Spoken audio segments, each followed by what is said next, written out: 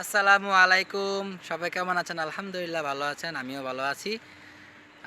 একটা গুরুত্বপূর্ণ প্রশ্ন, সেটা হলো মালয়েশিয়া আসার পর যখন আপনি আনফিট হইবেন তখন কি করবেন? ঠিক আছে, অনেক বাংলাদেশি ভাই কমেন্টস করছেন, তো আমি ভাবলাম এই জিনিসটা মানে জরুরি।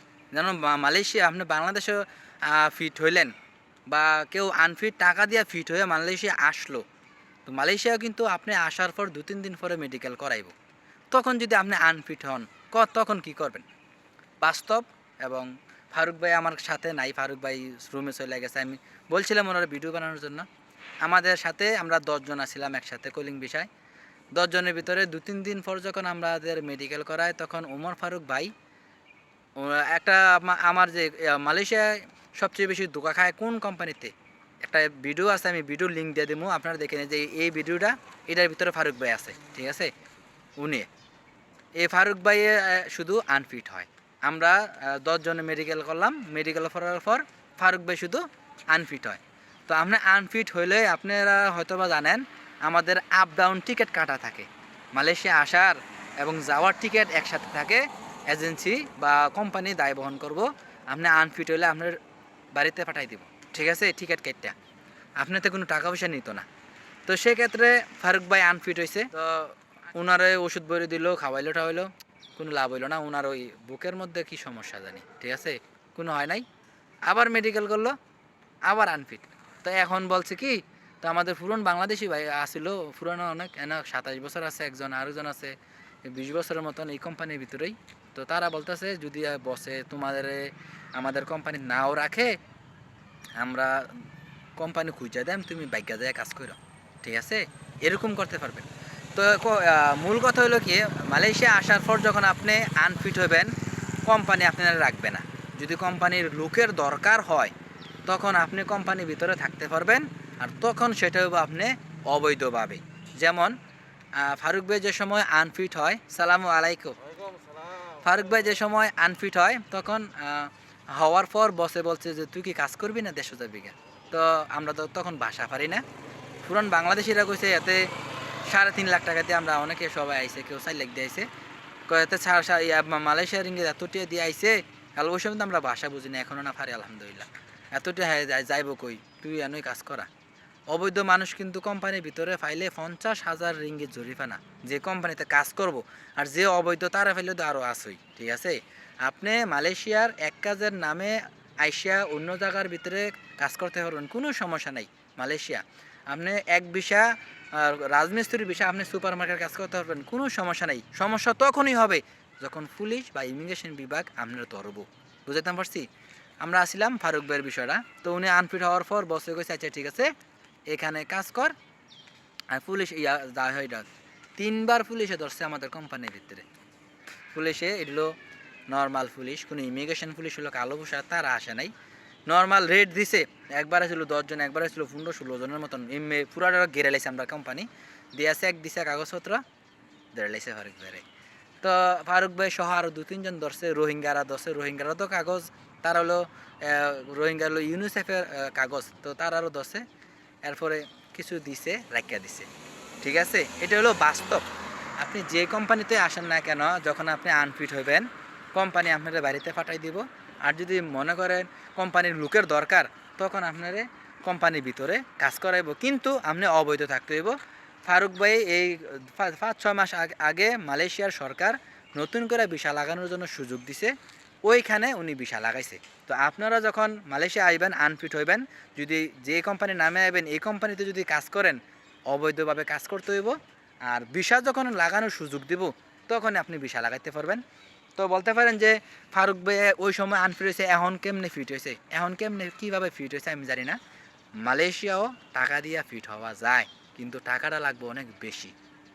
মালয়েশিয়াও টাকা দিয়ে ফিট হওয়া যায়, অনেক বেশি লাগবে। ঠিক আছে, আসার পরে বুঝতে পারবেন।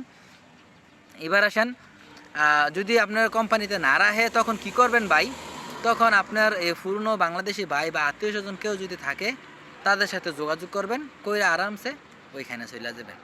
যদি আপনার কোম্পানির না রাখে, আপনি মালয়েশিয়া আসার পর মেডিকেল করার পর যদি আপনি আনফিট হন, যদি আপনার কোম্পানি রাখে তাহলে তো ভালোই, অবৈধভাবে থাকতে পারবেন। আর যদি না রাখে, তখন কি করবেন?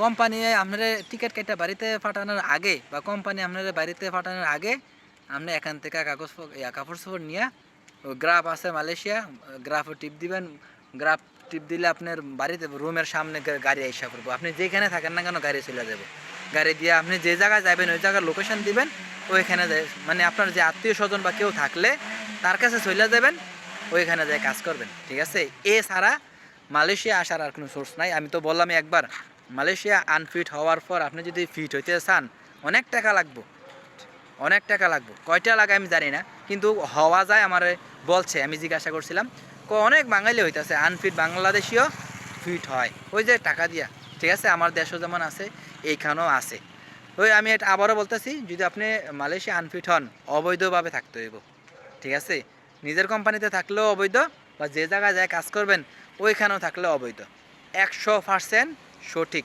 আলহামদুলিল্লাহ আমি গ্যারান্টিতে বলতে পারি কারণ আমার সাথে ওই ভাই আমার চোখের সামনে এগুলো হয়েছে তো এখন ওনার ভিসা হয় নাই ওখানেও অবৈধ ঠিক আছে আজ 4 বছর 3 মাস হয় মালয়েশিয়া আমাদের উনি এখনও অবৈধ ঠিক আছে বাড়িতে যদি যায় একবার যাইতে হইব ওই যে ভিসা লাগাইছে ওই তাং বাং এই হেই রাজমিস্ত্রির ভিসা লাগাইছে কি কবে লাগবো কবে আইব না আইব মালয়েশিয়া আসলে ভাই বুঝতে পারবেন কত যে ঝামেলা এজেন্টের ভিসা সাপ্লায়ার ভিসা এইটা দিতাছি ড্যাম কালকা পশু আর যদি আপনার কোম্পানির নামে ডাইরেক্ট হয় কত যে সুবিধা রে ভাই ভিসা মিশা এইটা সেটা কোনো চিন্তা নাই আপনার খালি খাইবেন কাম করবেন কোম্পানি দেখবো মেডিকেল কখন করণ লাগবে কোম্পানি দেখবো আপনার কখন ভিসা লাগান লাগে কোম্পানি বুঝবো কী করণ লাগে না করণ লাগে আপনার কোনো চিন্তা নাই সত্যি কথা ভাই আমাদের কোম্পানি এরকম আমি বাস্তবটা বলতেছি আমরা কখনোই কাজের চিন্তা করি না কাজ আর যা আছে কিনা বা কাজ করতে পারলাম কিনা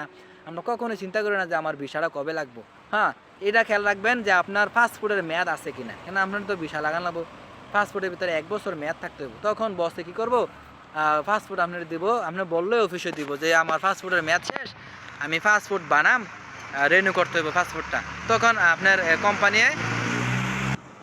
কোম্পানিরে বললে তখন আপনার কোম্পানিয়ে আপনার পাসপোর্টটা দিব তখন আপনি পাসপোর্ট রিনিউ করতে পারবেন মালয়েশিয়ার হাই কমিশন থেকে ওইটার একটা ভিডিও আছে আমার যে কীভাবে রিনিউ করবেন সেটা আমি এত ভাই ভিডিও বানানোর সময় কম পাই ভাই ঠিক আছে কাজ করি আমি চিন্তা করি কাজের টাকাটা যেটা আইতেছে এটা বেশি আর ভিডিও থেকে কী আই এটা হলো পরে এখন আমার হাতে আসে নাই ঠিক আছে তো এই ছিল কথা এইটাই শুধু বলবে যে আপনার এতটুকুই বলবে যে তোর ভিসার পাসপোর্টের মেয়াদ শেষ পাসপোর্ট বানাই আন ঠিক আছে এছাড়া আপনার এখনই করবে না আর পাসপোর্ট বানাইতে গেলে কত সমস্যা যে জ্বালা আমার নিজে আমি 1 বছর অবৈধ ছিলাম মালয়েশিয়া আমার বন্ধু লালচান আইছে লালচান মাস্কটা খুলো ফারুক ভাইয়ের বিষয়ে আমি বলছি আমার সাবস্ক্রাইবার যারা আছে ফারুক ভাইয়ের বিষয় কি এখন হয়েছে না ফারুক ভাইয়ের বিষয় এখনো হয় নাই আমরা 10 বছর 10 জন আইছিলাম একসাথে তো লালচানের আগের ভিডিও তো আপনারা দেখছেন ফারুক ভাইয়ের থাকলে সবচেয়ে ভালো হইতো